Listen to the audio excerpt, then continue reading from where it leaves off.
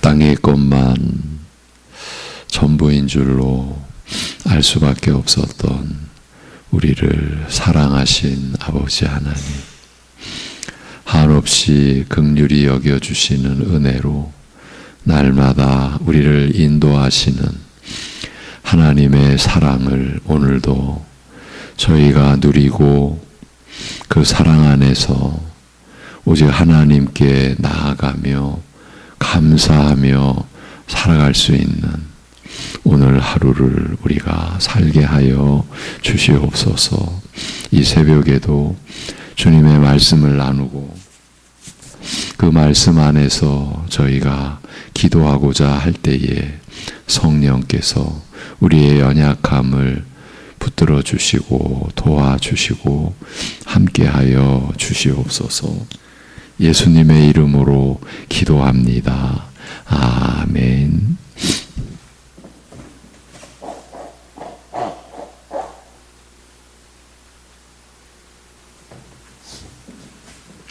고린도전서 2장 1절에서 3절을 보시겠습니다. 고린도전서 2장 1절에서 3절.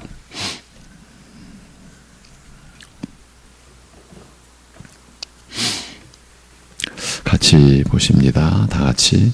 형제들아, 내가 너희에게 나아가 하나님의 증거를 전할 때에 말과 지혜의 아름다운 것으로 아니하였나니 내가 너희 중에서 예수 그리스도와 그가 십자가에 못 박히신 것 외에는 아무것도 알지 아니하기로 작정하였음이라. 내가 너희 가운데 거할 때에 약하고 두려워하고 심히 떨었노라. 아멘. 어제는 2주 전 나눴던 내용을 전체적으로 돌아보았습니다. 이제 오늘 우리가 읽은 이 본문을 이제 살펴가도록 합니다. 본래 이 1, 2절은 본문의 1, 2절은 이렇게 연결이 되어 있습니다. 형제들아, 내가 너희에게 나아가 하나님의 증거 곧 하나님의 비밀을 전할 때에 말과 지혜의 아름다운 것으로 아니하였나니 왜냐하면 이렇게 연결이 됩니다. 왜냐하면 내가 너희 중에서 예수 그리스도와 그가 십자가에 못 박히신 것 외에는 아무것도 알지 아니하기로 작정하였기 때문이다. 이렇게 기록되어 있다고 했습니다. 사도가 하나님의 증거요 비밀 되신 예수 그리스도를 전할 때에 말과 지혜의 아름다운 것으로 아니한 것은 자신이 예수 그리스도와 그의 십자가에 못 박히신 것만 알기로 그 외에는 아무것도 알지 아니하기로 결심하고 작정했기 때문이라는 것입니다. 1장의 표현을 가져오자면 그리스도의 십자가, 곧 십자가의 말씀인 십자가에 못 박힌 그리스도만을 알기로 작정했으니 어찌 자신의 말과 지혜로 전할 수가 있었겠냐는 뜻입니다. 그렇다면 사도의 이 고백적 진술은 그가 전하고 기록해 놓은 십자가의 말씀인 복음을 듣고 주 예수를 영접한 모든 신자들의 신앙 고백이어야 하는 것 아니겠습니까? 그래서 바로 이 점을 이전에 며칠 동안 확인해 왔던 것입니다. 사실은 며칠이 아니죠. 꽤 오래됐죠. 이렇게 우리가 말씀을 지금 나누어 가는, 이렇게 나누어야만 하는 그 배경과 이유를 여러분 모두 짐작하시죠? 그것은 이제 우리가 이렇게 믿고 있지 못하기 때문이다. 이유는 바로 그것이죠. 우리가 사도 바울의 이 고백적 진술이 나의 신앙 고백이다. 이렇게 아직은 못하고 있다. 대체적으로 지금 그런 현실적인 이유를 염두에 두고서 우리 자신의 믿음을 지금 계속 점검해 가고 있다. 이렇게 볼 수 있습니다. 이제 그런데 사실은 이렇게 되어야 한다는 점을 그 사도의 고백이 모든 신자들의 신앙 고백이어야 한다는 것을 사도 바울은 본문 이 앞에서 이 2장 2절 이 앞에서 이미 암시해 놓았다. 아니 암시 정도가 아니라 진술해 놓았다고 볼 수 있습니다. 이제 제가 죄와 사망과 사단의 권세에서 우리가 노임받은 그 은혜를 우리가 보편적 신앙 고백인, 보편적이라고 하는 것이 결코 간단한 게 아니라 온 교회가, 온 신자들이 그렇게 고백하는 그 내용 안에서 우리는 이 고린도전서 2장 2절의 신앙 고백 앞에 다 이르러야 한다. 그것을 이제 확인해 왔는데 여러 날 동안 했죠. 이제 제 마음속에는 이 내용을 먼저 이제 상정해 놓고 있었습니다. 이 앞에 이 고린도전서 이 안에 이미 바울 사도가 진술해 놓은 내용이 있다. 그것이 바로 본문 앞에 기록되어 있는 고린도전서 1장 30절입니다. 우리가 이 말씀도 참 오랫동안 살펴왔어요. 그러나 그럼에도 우리가 봐야 될 이유가 있습니다. 그러면 어떻게 이 1장 30절 말씀을 모든 신자들의 신앙 고백이다. 곧 우리 모두의 신앙 고백이어야 한다는 뜻으로 볼 수 있을까요? 이렇게 볼 수 있는 근거가 무엇일까요? 그것은 이제 우리가 지금 나누고 있는 이런 내용을 염두에 두고서 앞에 29절부터 그리고 뒤에 31절까지를 연결해서 보면 어느 정도는 짐작할 수 있습니다. 그런데 대충이 아니라 충분히 그런 의미를 담고 있는 구절이라는 것을 우리가 느끼실 수 있다. 그렇게 여겨집니다. 그래서 다시 좀 되돌아가겠습니다. 1장 29절부터 31절까지를 우리 고린도전서 1장 29절부터 31절까지를 같이 한번 보시겠습니다. 고린도전서 1장 29절에서 31절 같이 보십니다. 시작. 이는 아무 육체도 하나님 앞에서 자랑하지 못하게 하려 하심이라.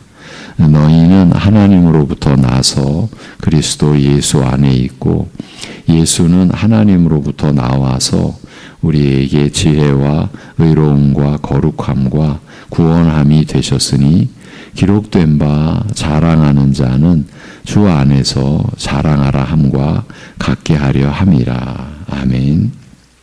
29절에서는 그 앞에 내용을 받아서 우리가 그 앞에 내용도 우리 나름대로 살펴왔었죠. 그 내용을 받아서 그 누구도 하나님 앞에서 자랑하지 못하게 하려 하신다. 성경의 가장 핵심인 내용이면서도 가장 신비로운 내용인 하나님의 선택의 말씀이 놀랍게도 고린도전서 1장 안에 기술되어 있다고 했죠. 근데 오히려 없는 것들을 택하셨다 이렇게 말씀하시죠. 그래서 있는 것들을 부끄럽게 하려 하시려고. 이 세상은 감당 못할 내용이죠. 우리도 오직 성령님의 은혜로 오직 믿음으로 우리가 받아들일 수 있는 내용이죠. 그렇게 하신 이유는 없는 것들을 택하사 있는 것들을 부끄럽게 하려 하신 그 궁극적인 목적은 그 누구도 하나님 앞에서 자랑하지 못하게 하려 하심이라. 이렇게 하고서 이제 31절에서는 그런데 자랑하는 자는 주 안에서 자랑하라 하시니 하나님께서 그 누구도 자랑하지 못하게 하려 하신 뜻은 다름이 아니라 오직 주 안에서 자랑하게 하려 하신 것이라. 이렇게 말씀하고 있죠. 이것도 우리가 어쩌면 수개월 살폈어요. 그래도 우리 안에는 왜 그렇게 자랑거리가 많은지. 오직 주 안에서 자랑하게 하려 하신 것이라. 그래서 자랑하는 자는 주 안에서 자랑하라고 하신 것 아니겠습니까? 이것도 구약의 말씀을 인용해서 까지 이렇게 말씀을 하셨어요. 그런데 우리가 이미 보아온 대로, 이미 아는 대로 이 두 절 사이에 29절과 31절 사이에 놓인 30절의 내용이 주 안에서 자랑하라고 하신 바로 그 주님에 대한 말씀이지 않습니까? 그렇다면 그리스도에 관해 기록된 이 30절의 내용만이 주 안에서 우리 신자들이 자랑할 내용이 된다는 뜻이 되는 것입니다. 이 내용들은 또 정리할 필요가 있다고 여겨집니다. 지금 30절에 기록되어 있는 그리스도에 관한 말씀이 주 안에서 신자가 자랑할 내용이라고 했을 때, 그렇다면 이 자랑할 내용은 이것저것 여러 가지 자랑할 것들 중에서 특별한 것, 곧 아주 특별한 자랑거리를 가리키는 것이 아닙니다. 절대 그런 뜻이 아닙니다. 비교 대상 자체가 아예 없다는 그 뜻입니다. 그러니까 주 안에서는 오직 이것만 자랑할 수 있다. 비교할 대상이 절대 있을 수 없다. 오직 이것뿐이라는 이 사실을 다시 확인해 드리고자 한 것입니다. 이제 이런 연결을 시도해 온 의도, 이 목적을 이제 우리가 취할 단계가 되었다고 봅니다. 우리 믿는 자들이 주 안에서 자랑할 내용은 이것이라, 오직 이것뿐이라고 하는 것이라면 바로 그것이고 신자된 우리의 신앙 고백이 되는 것, 신앙 고백이 되어야 하는 것 아니겠습니까? 여러분, 우리 한 개인 신자로서 무엇을 드러내고자 삽니까? 우리 교회가, 우리 송내 중앙교회가 무엇을 드러내려고 하고 있습니까? 바로 이것, 이 고린도전서 1장 30절에서 기술된 주님께서 행하시고 이루신 것이어야 하는 것 아닙니까? 바로 이런 관점에서 2장 2절의 바울 사도의 고백적 진술이 모든 신자들의 신앙 고백이 되어야 하리라고 하면서, 그런데 이렇게 사도의 고백이 모든 믿는 자들의 신앙 고백이 된다라는 사실을 이미 앞에서 기록해 놓았다고 말씀드린 것이에요. 이렇게 보니까 사람이 자랑한다는 행위가 결코 단순치 않다는 것을 또 우리가 상기하게 됩니다. 우리가 고린도전서 1장을 통해서 이 자랑과 관련된 대목을 나눌 때 시편 말씀까지 인용하면서 사람이 무엇을 자랑한다는 것은 사실은 그 자랑하는 내용과 대상을 의지한다라는 점까지 확인할 수 있었습니다. 그러니까 믿는 자들이 주 안에서 그 주를 자랑하지 않고, 이제 그렇게도 말을 하죠. 물론 나는 주님을 자랑한다. 그런데 주님을 자랑하는 것 말고도 다른 것, 다른 대상을 자랑하게 되면, 나는 주님도 자랑하지만 난 또 자랑할 게 있다라고 하게 되면, 그건 지금 무슨 일이 벌어진 겁니까? 그 자체가 곧 우상 숭배로 연결이 된다라는 것이에요. 왜냐하면 자랑하는 그 대상을 의지하고 있는 것이니까요. 성경 말씀은 자랑하는 본질은 의지한다는 데까지 미친다, 이렇게까지 나아간다. 오늘 우리가 다시 돌아본 내용 중에서도 이 사실을 충분히 유추할 수 있으리라고 봅니다. 우리가 주 안에서 자랑한다. 그 주님께서 우리를 위해 행하시고 이루신 일들을 자랑한다는 것은 곧 주님만을 자랑한다는 것 아닙니까? 그러면서 우리가 자랑할 것이 오직 이것뿐이라고 하는 점도 재차 확인하지 않았습니까? 지금 돌아보니 이 과정과 연결이 얼마나 중요한 것이었습니까? 우리가 다른 것 자랑하지 않고, 그 다른 것 의지하지 않고, 오직 주님이 우리 위해 행하신 것만을 자랑하니, 곧 우리 주 예수 그리스도만을 의지하니, 이것이죠. 이것이고 바울의 신앙인 것처럼 우리 각자의 신앙이고 또한 사도의 고백인 것처럼 우리의 신앙 고백이 되는 것이니 말입니다. 이 얼마나 놀라운 일이며 또한 이 얼마나 감사한 일입니까? 그리고 이런 관점도 충분히 가능하다고 여겨집니다. 무슨 말씀을 드리려는 것인가 하면 사도가 내가 너희 중에서 예수 그리스도와 그가 십자가에 못 박히신 것 외에는 아무것도 알지 아니하기로 작정하였다고 그렇게 고백할 수 있는 근거, 그 토대가 되는 내용이 바로 앞에 이 1장 30절 말씀이다. 이렇게 볼 수 있다는 말이에요. 바로 이 30절의 말씀이 있기 때문에 바로 뒤에서 사도 바울이 그리스도와 그의 십자가에 못 박히심만 알기로 했다는 고백을 할 수 있었지 않았겠느냐고 보는 것입니다. 이렇게 보니까 이전에 여러 날에 걸쳐 나눴던 1장 30절 말씀, 이 말씀을 다시 돌아보지 않을 수 없게 되었습니다. 그래서 지난번처럼 오랜 시간은 이게 보통 오랜 시간이 아니었죠. 이 새벽 시간 몇 개월 걸렸었죠. 그렇게 오랜 시간은 아니더라도 요점만은 다시 돌아보고 가겠습니다. 물론 새롭게 살펴보고자 하는 의도도 분명히 있습니다. 30절 이 본문의 우리말 성경은 너희는 하나님으로부터 나서 그리스도 예수 안에 있고, 이 말씀조차도 엄청난 내용이죠. 요한복음서부터 해서 그리스도와 우리와의 관계를 기술해 놓은 성경 말씀의 여러 구절들 우리가 함께 나누면서 이 의미를 살폈었죠.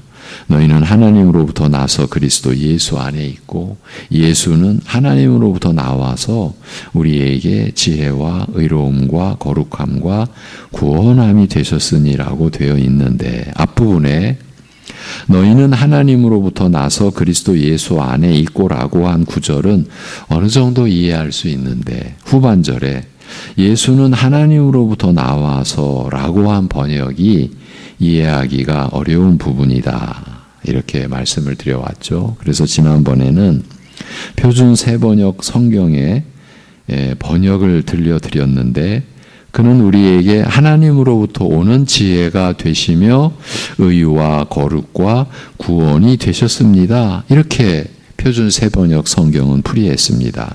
그러니까 그는 우리에게 하나님으로부터 오는 지혜가 되시며 라고 한 것이 지금 우리가 보고 있는 한글 성경의 번역보다 더 원문에 가깝다고 보는 것이에요. 그래서 우리도 예수는 우리에게 하나님으로부터 오는 지혜가 되셨는데 곧 의와 거룩함과 구원이 되셨다고 볼 수 있습니다. 이 30절 말씀을 풀어드리면 예수님이 우리를 구원하시는 하나님으로부터 오는 지혜가 되셨는데 곧 의와 거룩과 속량함이 되셨다는 뜻이에요. 이 구원함이 되셨다라는 것은 우리를 구원하시는 하나님의 역사, 사역에 있어서 어쩌면 가장 핵심적인, 가장 독특한 표현인 속량이라는 이 말이 쓰여졌어요.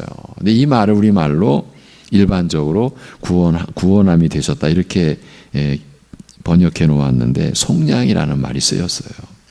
이것이야말로 복음 곧 그리스도의 십자가의 말씀인 것입니다. 앞에서 1장에서 사도 바울이 우리는 십자가에 못 박힌 그리스도를 전하는데 이 십자가의 말씀이 유대인에게는 거리끼는 것, 거리끼는 것은 장애물로 여긴다는 거예요. 치워버려야 돼. 우리가 지금 앞으로 나아가야 되는데 걸치적거리는 게 있어요. 치워버려야 돼요. 산길 자동차가 가는데 나무가 쓰러져서 넘어져 있어요. 그러면 멈추고 그 크든 작든 그 나무를 치운 다음에 통과하듯이 그렇게 거리끼는 것이 그런 의미예요. 유대인에게는 놀랐죠. 하나님께서 아브라함을 통해 부르신 세상의 선민이라고 스스로 자부하는 유대인들에게는 이 십자가의 도가, 이 십자가의 말씀이 거리끼는 것에 불과해요. 이방인에게는 또 미련한 것. 이렇게 어리석은 게 없어요. 이 십자가의 그리스도가. 유대인에게는 거리끼는 것, 장애물 정도에 불과하고 이방인에게는, 헬라인에게는 미련한 것에 불과해요. 유대인과 이방인을 합치면 온 세상 사람을 가리키는 거죠. 그러니까 온 세상 사람들에게 그리스도의 십자가는 이 정도 대접밖에 못 받아요. 그러나 오직 부르심을 받은 자들, 이제 택함을 입은 자들이죠. 부르심을 입은 자들에게는 유대인이나 헬라인이나, 그러니까 유대인 중에서 헬라인 중에서 부르심을 입은 자들에게는 그리스도는, 십자가에 못 박힌 그리스도는 하나님의 능력이요 하나님의 지혜니라고 기록해 놓은 말씀을 여기 30절에서는 더 구체적으로 그 뜻을 밝혀 놓은 것입니다. 그러니까 어떤 의미에서, 어떤 내용에서 그리스도께서 우리를 구원하시는 하나님의 능력이요 하나님의 지혜가 되셨느냐 하면, 예수님이 우리 믿는 자들에게 의와 거룩함과 속량함이 되셨다는 그 의미와 그 내용으로 하나님의 능력이요 하나님의 지혜가 되신다는 그 말인 것이에요. 다시 들려드립니다. 그리스도 예수 안에 있는 우리에게 예수님은 우리를 구원하시는 하나님의 지혜와 능력이 되셨는데, 우리가 입은 하나님의 은혜죠. 그렇게 예수님은 우리를 구원하시는 하나님의 지혜와 능력이 되셨는데 곧 우리에게 의와 거룩과 속량이 되셨어요. 이 말씀이에요. 지난번에는 이 부분에서 다음과 같이 말씀을 드렸어요. 이제 우리식으로 푸른 거예요. 이렇게 되면 예수님이 우리에게 의와 거룩과 속량이 되셨어요. 되실 것이다도 아니에요. 뭐 되실 가능성이 있다 이것도 아니에요. 되셨어요. 우리를 구원하시는 하나님의 지혜, 하나님의 능력이 되셨어요. 예수 그리스도는 그 십자가 상에서 이 일을 이루셨어요. 그래서 죄와 사망과 사단의 권세에서 우리를 완전히 건지신 거예요. 완전한 용서, 완전한 구원, 완전한 승리, 완전한 자유가 우리에게 주어졌다. 그러니까 이렇게 되면 우리식으로 말해서 이게 다 끝난 것이다. 믿는 자들에게 필요한 모든 것이 그리스도 안에서 다 이루어졌으니 다 끝난 것이 아닌가, 이렇게 말입니다. 그리고 하나님께서는 우리로 하여금 이 사실을 믿도록 하시기 위하여 성령님을 보내주신 것이라고 말씀드렸습니다. 요한계시록 2장 8절에 서머나 교회의 사자에게 편지하노니 처음이며 마지막이요 죽었다가 살아나신 이가 이르시되 라는 말씀을 인용해 드리면서, 죽었다가 살아나신 예수님이 처음이요 마지막이라고 하시지 않았는가? 그러니 예수님이 우리의 구원의 처음이며 마지막이시라고 할 수 있지 않을까? 이렇게도 말씀을 드렸습니다. 그리고 희한하게도, 정말 놀랍고 신비하게도 이런 말씀의 내용이 그대로 받아들여지는, 믿어지는 신자들에게서 실제로 의롭고 거룩한 삶이 이루어지고 오직 자유함으로 하나님을 섬기게 되는 역사가 일어난다라는 사실까지도 전해드렸습니다. 이것으로 끝이면 얼마나 좋겠습니까? 이런 진리의, 이런 은혜의 말씀이 믿어지는 신자들에게서 실제로 신자의 삶, 의롭고 그 의롭다함을 받은 신자로서 이제 거룩해져가는, 그리스도를 닮아가게 되는 그러한 하나님의 기쁨과 영광이 되는 삶이 이루어진다. 이걸로 끝이면 얼마나 우리가 참 좋겠습니까? 근데 우리의 현실이 안 그렇죠. 그렇지만 통상적으로 보면요, 여러분, 이제 여기서부터 비롯된 내용을 오늘 제가 전하는 목요일까지 계속될 겁니다. 앞의 내용을 바탕으로 해서 그리스도 안에서 다 끝났으니까, 예수님이 우리의 처음과 끝이 되시니까 라고들 하면서, 그런데 오히려 신자로서의 삶이 안일과 방종으로 치우칠 수 있다, 이렇게 생각들을 하고 또 그렇게 말들을 합니다. 어찌 보면 실제로도 그렇게도 되어버립니다. 여러분, 예수님이 내 모든 죄를 용서하셨다라는 이 신앙 고백이 얼마나 놀랍고 감사하고 복되고 육신의 생애뿐만이 아니라 우리가 영원히 누릴 영생의 삶 속에서 우리가 찬송하고 고백해야 할 감사의 내용, 찬양의 그 내용 아닙니까? 그리스도께서 내 죄를 용서해 주셨다. 내 죄를 사하여 주셨다. 그의 피로, 그의 죽음으로 내 죄값이 되어 주셨다. 예.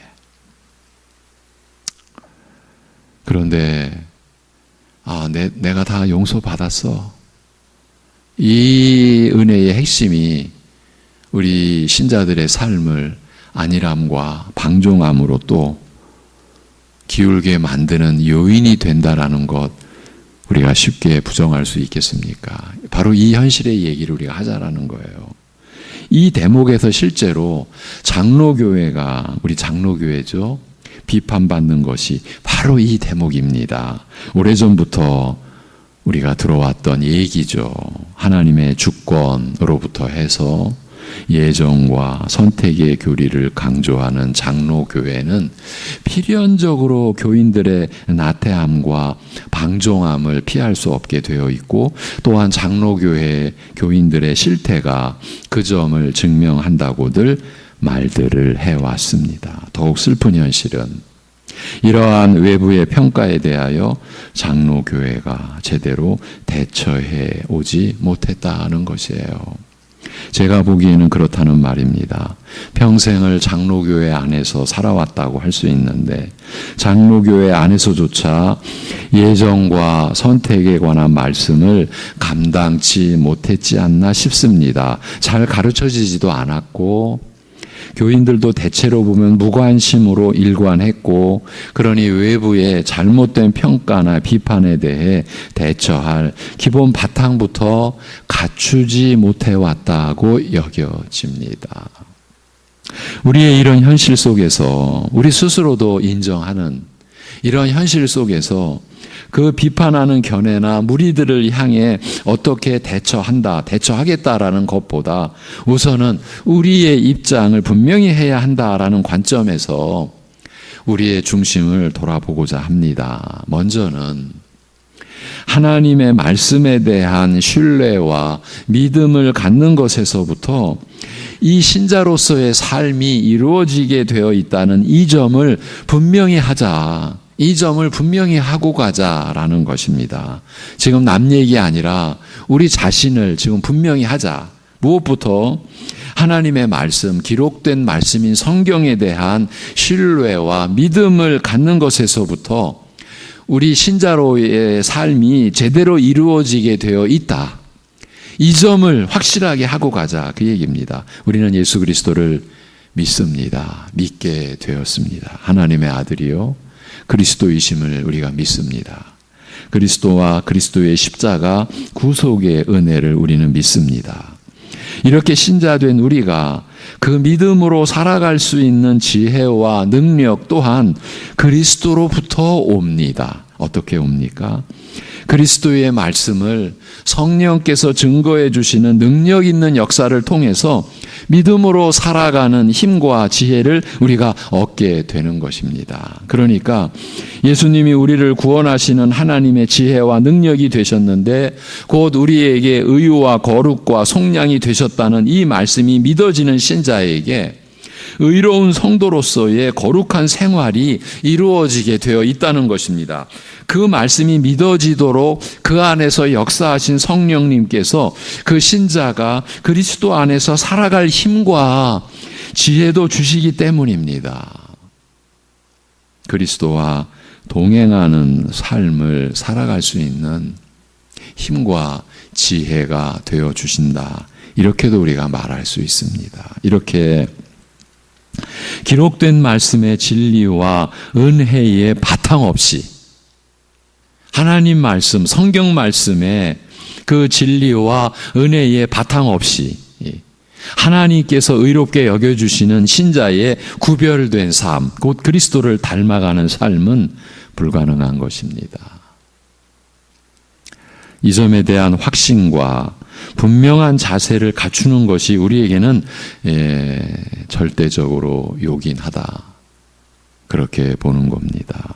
사람이 살아가는 기본적인 방식을 생각해 보십시오. 하나님께서 우리가 살아가는 기본적인 방식을 창조의 질서 속에 심어주셨죠. 매일 양식을 취해야만 살아갑니다. 그렇지 않고서는 살아갈 수가 없습니다. 그런데 애굽을 탈출한 이스라엘, 애굽에서 택하신 백성들을 탈출케 하여 주신 하나님께서 보름길이면 갈 수 있는 가나안 땅의 길을 40년 되게 만드셨죠. 보름길이면 약속의 땅으로 들어가실 수 있었는데 하나님의 여러 가지 의도가 있으셔서 40년 광야 생활을 경험케 하셨어요. 시험케 하셨어요. 연단하셨어요. 그 연단의 가장 기본적인 무엇이라고 신명기 8장에서 밝혀줬습니까? 사람이 떡으로만 사는 것이 아니에요. 매일 먹는 육신의 양식으로 사는 것이 아니에요. 하나님의 입으로 나오는 모든 것, 하나님의 말씀으로 사는 것을 가르치시기 위함이었다. 역사상 모든 사람이 매일매일 양식을 먹고 살아갑니다. 그렇게 사람을 지으신 목적은 하나님의 말씀으로 살아가도록 피조물 사람이, 하나님의 형상으로 유일하게 피조된 사람이 하나님을 영화롭게 하고 하나님과 영원히 교통하며 사귐의 삶을 사는 데에 있어서는 하나님의 입으로 나오는 모든 것 그 가운데 말씀으로 살도록 하시기 위함이었다. 그 얘기는 뭡니까? 매일매일 하나님의 말씀을 취하여야 한다라는 거예요. 하루 삼시세끼를 우리가 먹듯이. 그런데 우리가 이 삶에서 우리가 얼마나 충실한가 우리 자신을 보시자고요. 여러분, 저는요, 제가 이 시대의 교회를 감히 얘기하지만 말씀의 일꾼으로서, 그리고 이 시대 속에 살아왔으니까, 장로교회 안에서 살아왔으니까 그렇게 제가 감히 말할 수가 있는데, 제가 말씀을 드리는 그 대상은 지금 우리 교회입니다. 우리 교회를 보시자고요. 지금 이 지대로 과연 우리가 살고 있는가? 그래서 이런 노력을 우리가 주님의 은혜 안에서 기울이고 있는 거예요. 이 기본적인 것에서부터 회복해 가자. 정말 내가 매일 양식을 우리가 취한다라는 게 얼마나 감사한 일입니까? 여러분, 굶주리는, 못 먹는, 또 있어도 못 드시는 분들도 계시잖아요. 근데 그보다 사실은 먹지 못해서 그거 생각하면요, 또 그런 고통을 겪어본 분들은 그것이 얼마나 참담한 고통인가. 근데 하나님의 은혜로 우리가 매일 양식을 취하며 살지 않습니까? 이렇게 살도록 하신 것은요, 매일 하나님의 말씀으로 살아라. 하나님의 말씀을 먹고 마시고 그렇게 하나님의 말씀을 취하며 살아라.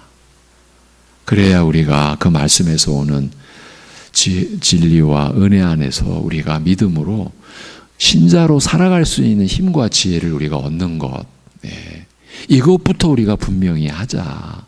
제가 이 말씀을 드리는 것입니다. 그렇게 하나님의 말씀을 취하지 않고서는 신자로서 살아간다는 것은 불가능하기 때문입니다. 오늘 여기까지입니다. 기도하겠습니다. 하나님 아버지, 이토록 연약하고 이토록 참 믿음에 충실치 못한 우리를, 그러나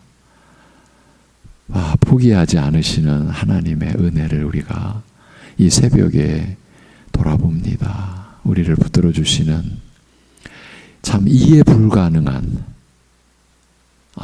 어떻게 그러실 수 있을까? 이해 불가능한 그러한 긍휼과 사랑으로 우리를 택하심을 후회하지 않으시고 우리를 버리지 않으시고 우리를 붙들어 주시는, 오래 참으시는 하나님의 은혜로 우리가 말씀으로 나아가고자 하는 그러한 우리의 자세, 우리의 태도, 우리의 중심을 우리가 갖자고 이렇게 말씀을 나눌 수 있도록 하여 주심에 감사합니다. 성령께서 우리의 심령을 주장하셔서 내가 그리스도와 그리스도의 십자가만 알기로 작정했다는 바로 그 고백에 우리가 다 같이 이르를 수 있도록 우리를 이끌어 주시옵소서. 아버지 하나님, 우리의 실제의 모든 삶이 이스라엘 민족이 출애굽한 후 광야 40년의 그 혹독한 연단을 받은 것 같이 우리가 살아가는 이 지금 환경과 이 상황이 바로 그 영적 훈련임을 우리가 매일매일 말씀 안에서 하늘로부터 위로받고 말씀 안에서 죽지 않는 산 소망을 우리가 이미 부여받은 것을 일깨워 주시고, 그리고 구체적으로 그때그때 살아갈 때 때를 따라 도우시는 은혜를, 기록된 말씀을 우리가 성령님께서 증거해 주시는 은혜로 받음으로 힘을 받고 지혜를 받음으로 신자로서 거룩함을 이루어가는 삶을 우리가 살아갈 수 있음을 꼭 붙들고, 그래서 매일 말씀을 취하며 살아가는 우리들 되게 하여 주옵소서. 어떤 역경 속에 있다 할지라도, 어떤 환난 속에 있다 할지라도 우리를 살리는 것은 말씀이요, 그 말씀을 우리 안에서 증거해 주시는 성령님의 능력으로만이 우리가 영생을 향해 나아갈 수 있는 이 고백으로 우리가 오늘도 살아가게 하여 주옵소서. 연약함 속에 있는, 병상에 있는 우리 가족들을 오늘도 주님의 장중에서 붙들어 주시고 함께 하여 주시옵소서. 주 예수 그리스도의 이름으로 기도하옵나이다. 아멘.